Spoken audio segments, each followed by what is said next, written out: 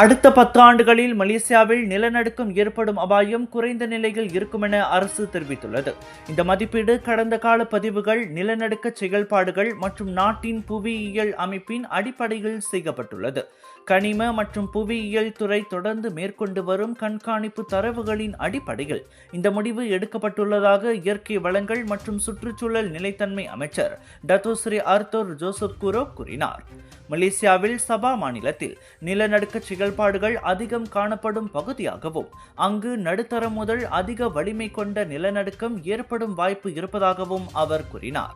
அதே நேரத்தில் தீபகற்ப மலேசியாவில் நிலநடுக்க அபாயம் முழுமையாக இல்லை என கூற முடியாவிட்டாலும் அங்கு ஏற்படும் நிலநடுக்கங்கள் 6.0 அளவை மீறாது என எதிர்பார்க்கப்படுகிறது.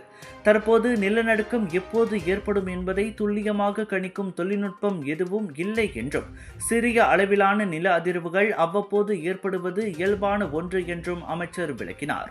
மலேசிய திருநாடு சுண்டா கோட்டின் மீது அமைந்துள்ளதாலும் பசிபிக் ரிங் ஆஃப் ஃபயர் பகுதியில் இல்லாததாலும் நாட்டிற்கு ஒப்பீட்டளவில் நல்ல புவியியல் நிலைத்தன்மை உள்ளது என்றும் அவர் மேலும் தெரிவித்தார். கலர்ஸ் ஆஃப் இந்தியா பிரம்மாண்டத்தின் உச்சக்கட்டம் சவுதர்ன் இன்டர்நேஷனல் இந்தியன் எக்ஸ்போ தாசி சென்ட்ரல் ஸ்கூடாய் ஜோஹர் பாருவில் 13 பிப்ரவரி தொடங்கி 22 பிப்ரவரி வரை உங்கள் வீட்டுக்கு தேவையான அனைத்து விதமான பொருட்கள், ஆடை ஆபரணங்கள், அலங்கார பொருட்கள், பூஜை மேடைகள், உணவு திருவிழா என களை கட்ட போகுது.